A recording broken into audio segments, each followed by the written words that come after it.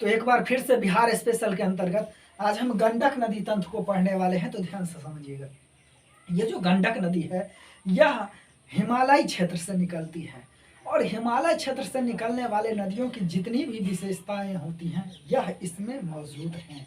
यानी कि हम कहें तो यह एक सदानीरा नदी है, वर्ष भर इसमें पानी रहता है, हिम के पिघलने से यहाँ पे पानी की उपस्थिति रहती है।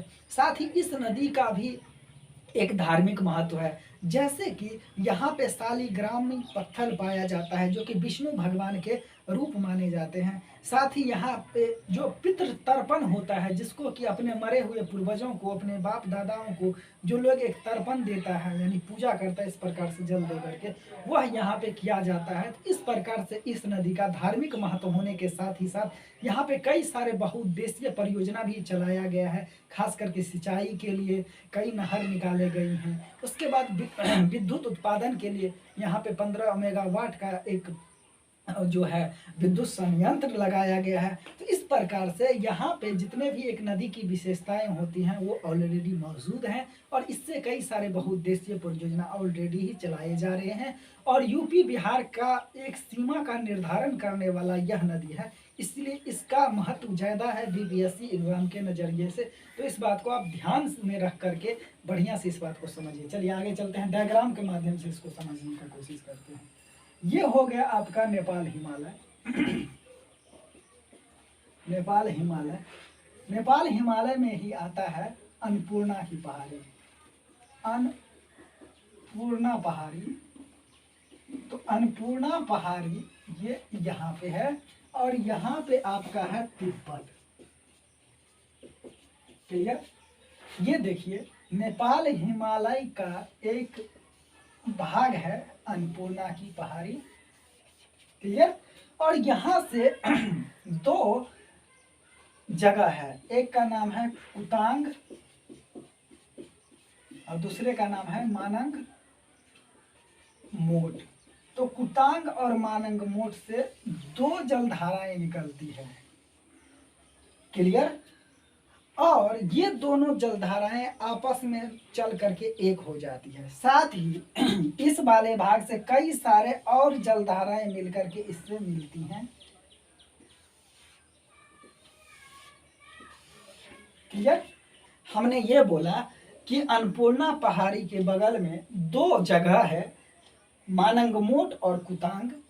इन जगहों से दो जलधाराएं निकलती है और आगे चल करके इन जलधाराओं में हिमालयी क्षेत्र और तिब्बती क्षेत्र से आकर के कई सारे जलधाराएं मिलती हैं। आगे चलने पर ये जलधाराएं एक हो जाती हैं। एक होने के बाद यह नदी नेपाल के तराई वाला भाग में क्या होता है, चलने लगता है। और नेपाल के तराई वाला भाग में जब चलता है तो यहाँ पे एक जगह का नाम है त्रिवेणी त्रिवेणी पर्वत।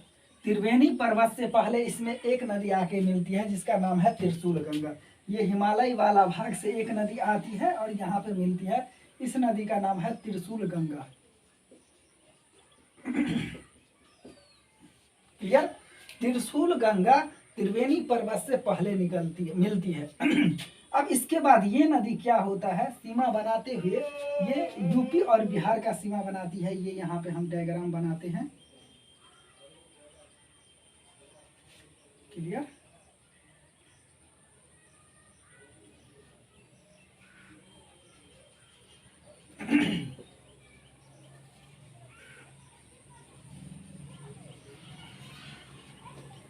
ये हो गया आपका एक बिहार का मैप। क्लियर? ये देखिए ये बिहार का मैप हो गया। तो हमने क्या कहा कि ये जो त्रिवेणी पर्वत से पहले मिलती है कौन, त्रिशूल गंगा।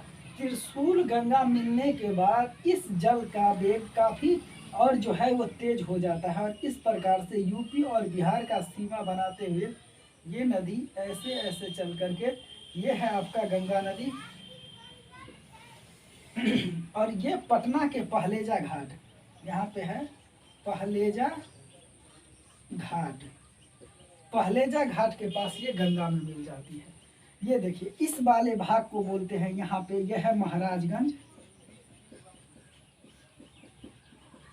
और यहाँ पे है आपका ये गोरखपुर, और यहाँ पे है नीचा में देवरिया। इन सभी जिलों को क्या करती है तो चीरते हुए ये आगे बढ़ती है, और इस तरफ से आपका हो गया पश्चिमी चंपारण, यहाँ पे हो गया पूर्वी चंपारण, और यहाँ पे हो गया आपका मुजफ्फरपुर, और यहाँ पे हो गया आपका वैशाली, और ये पटना के बगल में पहलेजा घाट से आकर के गंगा में मिल जाती है। तो नेपाल के मध्य हिमालय से मानंगमोट और कुतांग से दो जलधाराएं निकलती है। इससे आकर के तिब्बत और हिमालयी क्षेत्र की जलधाराएं आपस में मिलती है। मिलने के बाद ये जो है नेपाल के तराई वाला भाग में प्रवेश करता है, जहाँ से कि त्रिशूल गंगा एक नदी है, नेपाली भाग से आकर के त्रिवेणी पर्वत के पहले से मिलती है, और मिलने के बाद ये यूपी और बिहार का सीमा बनाती हुई पहलेजा घाट के पास गंगा में मिल जाती है। ध्यान से समझिएगा, इसकी जो मुख्य जलधाराएं हैं ना, कौन हुआ तो एक मुख्य जलधारा ये हुआ और एक मुख्य जलधारा ये हुआ। इस मुख्य जलधारा को एक को बोला जाता है काली गंडक, काली गंडक, और दूसरे को बोला जाता है नारायणी गंडक, नारायण गंडक। ठीक, देखिए नारायण गंडक या नारायणी गंडक या नारायणी जो भी बोल लीजिए। देखिए काली गंडक कहने का मतलब है कि इसके जो पहाड़ी वाला भाग है वहां पे काली मिट्टी की प्रधानता होती है, जिसके कारण यहाँ पे काला दिखाई देता है। पानी भी वहाँ पे काफी, जब आप पर्वतीय भाग में जाइएगा तो वहाँ पे काले पानी ही दिखाई आपको देगा, चूंकि वहाँ पे काला मिट्टी के मिल जाने के कारण उसका रंग काला हो जाता है। और नारायणी गंडक ही बोलते हैं क्योंकि इसका जो है काफी स्पिरिचुअल महत्व है, रिलीजियस महत्व है। इसके कारण हमने क्या बोला कि नेपाल के तराई वाले भाग में इसको बोला जाता है शालिग्रामी, शालिग्रामी। शालिग्रामी इसीलिए बोलते हैं क्योंकि यहाँ पे शालिग्राम पत्थर पाया जाता है, शालिग्राम पत्थर पाया जाता है। और इस शालिग्राम पत्थर जो है ये विष्णु भगवान के रूप में माना जाता है, विष्णु भगवान के रूप में हिंदू लोग इसको क्या करते हैं तो पूजते हैं।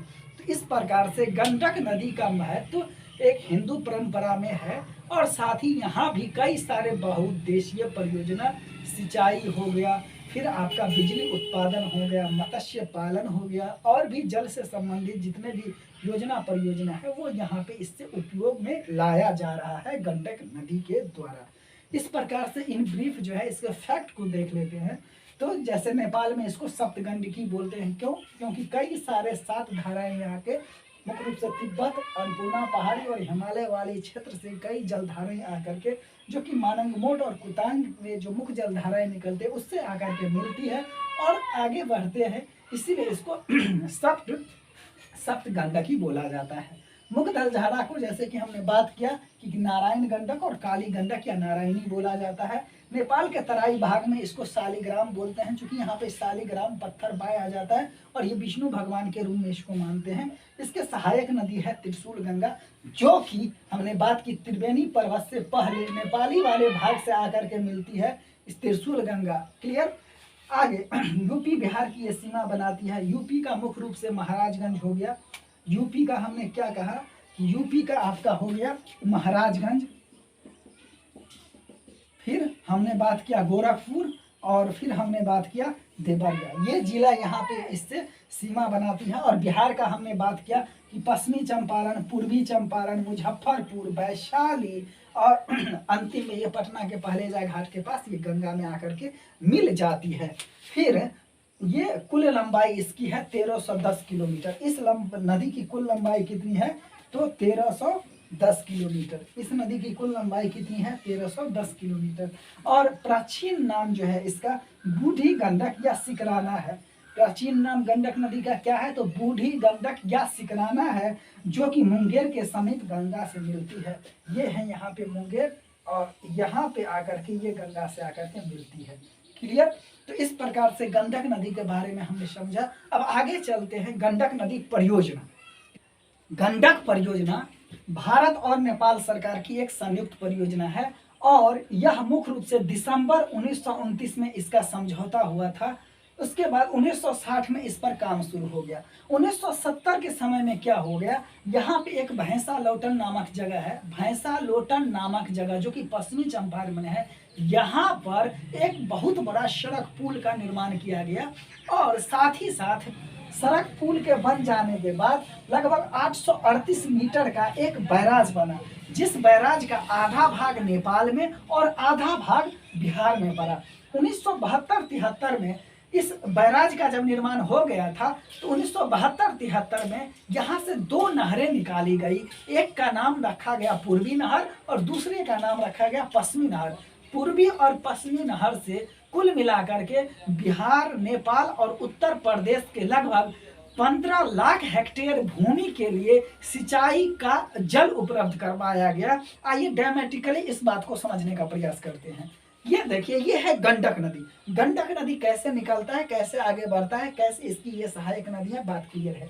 इस नदी पर आकर के एक जगह का नाम है भैंसा लोटन।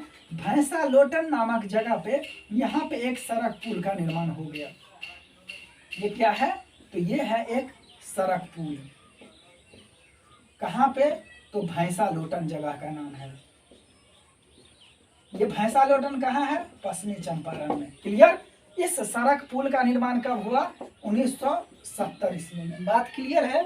अब यहीं पे क्या हुआ, तो एक बैराज भी निर्मित किया गया इसी समय 1970 के आसपास ही यहाँ पे एक बैराज बना। बैराज बनने के बाद यहाँ पे क्या हुआ, दो नहरें 2 साल के बाद 1972 ईस्वी में यहाँ से 2 नहरें निकाली गई।